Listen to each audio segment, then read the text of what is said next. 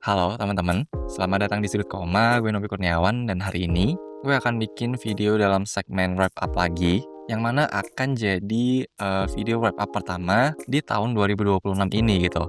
Yang mana juga akan jadi tahun ketiga yang dimana gue mendokumentasikan ke semua buku yang gue baca di setiap bulannya. Karena pertama kali gue bikin video wrap up tuh kayaknya mulai tahun 2024.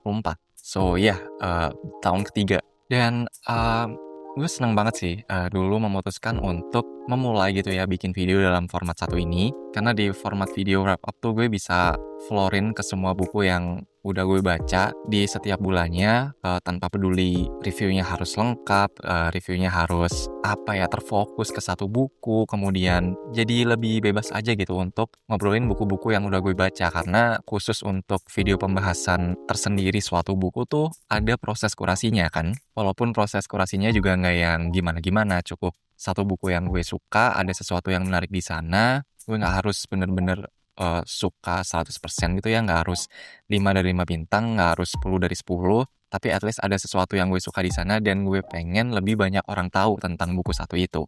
Nah, bukan burden juga ya.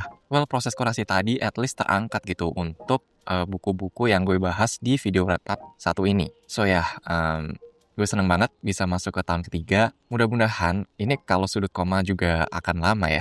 Kalau one day gue nggak memutuskan untuk stop dan terus jalan, gue berharap segmen satu ini juga akan terus jalan gitu. Dan mungkin sebelum gue memulai video kali ini, gue mau say thank you buat kalian. Thank you buat yang udah ngikutin video wrap up ini setiap bulannya.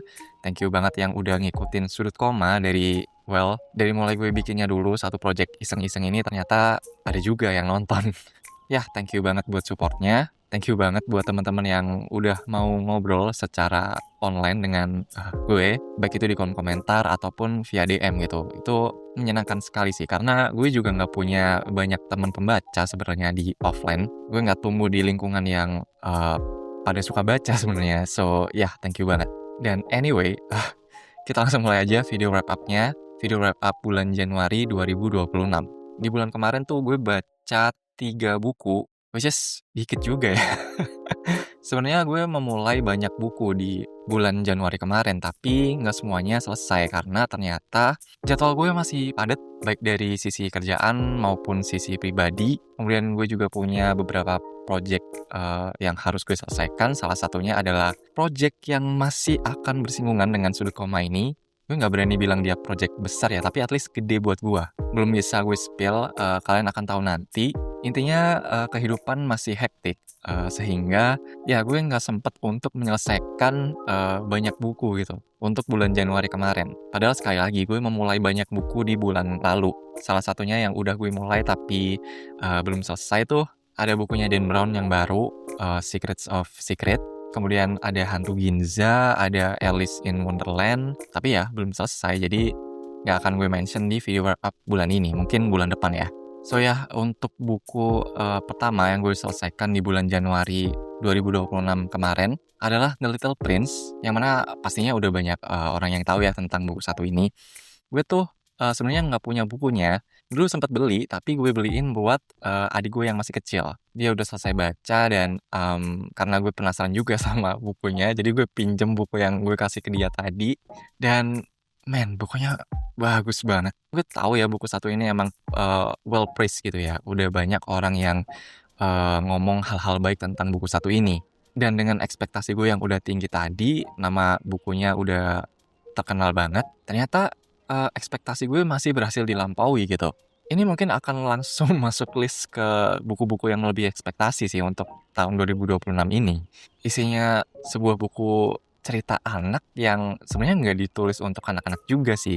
Kayak masih bisa dibaca oleh orang dewasa dan akan ngena justru ke orang dewasa karena isinya tuh bikin contemplating gitu.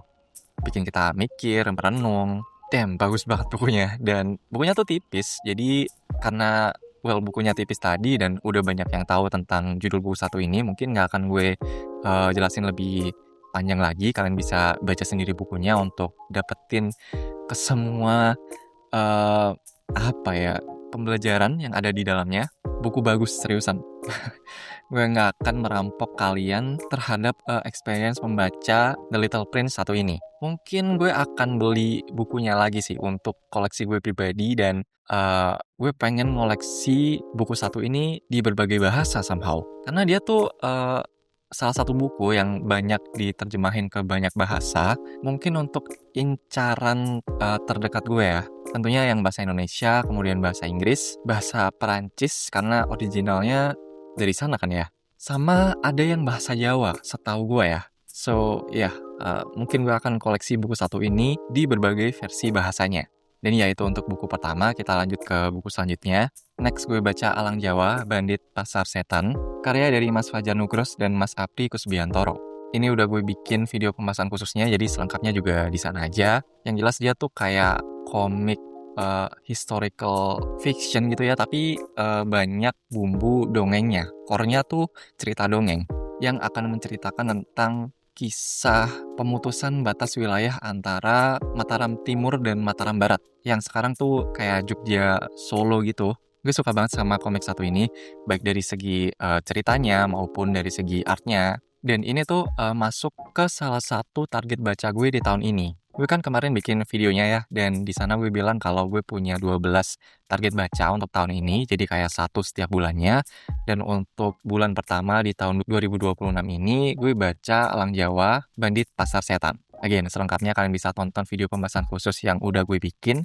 Sekarang kita lanjut ke buku terakhir yang gue baca di bulan Januari kemarin, yaitu World Without Sleep yang volume 2. Ternyata gue nggak tahan gitu ya untuk naruh buku ini lama-lama di tumpukan TBR, walaupun sebenarnya emang pengen gue marinasi dulu, lama-lama di sana karena kayak dia tuh salah satu komik lokal, series dan kita tahu lah, seberapa lama kelanjutan, komik series, lokal indie di Indo tuh iya bisa lama banget dan gue nggak tahu volume ketiganya akan rilis kapan.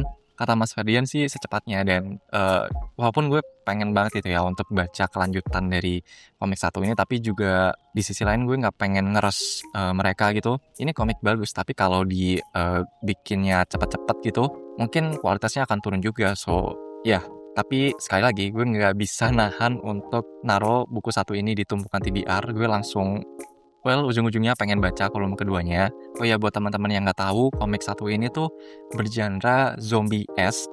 Jadi kayak tipe-tipe cerita survival zombie gitu, tapi threat-nya tuh bukan zombie undead, tapi lebih ke manusia-manusia yang terjangkit sebuah virus di sebuah masa pandemi gitu. Virusnya kalau nggak salah namanya Rafidia Fatal Insomnia, yang bikin kalian tuh nggak bisa tidur, hence the title.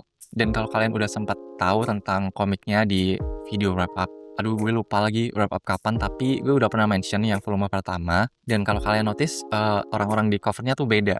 Tenang aja, kita masih akan mengikuti kisah dari tokoh-tokoh yang udah kita jumpai di volume pertamanya. Hanya aja di volume kedua ini kita tuh akan ketemu dua tokoh baru yang mana keren banget sih.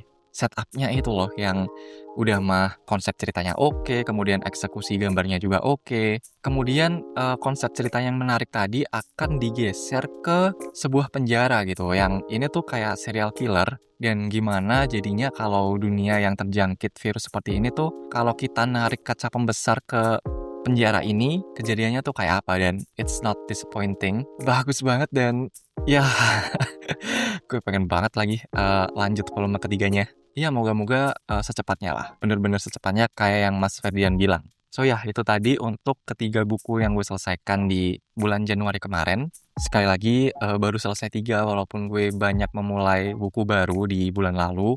Tapi ya, nggak apa-apa, mudah-mudahan secepatnya gue bisa dapetin banyak waktu luang gitu ya, biar bisa banyak baca buku lagi, tamatin banyak buku lagi.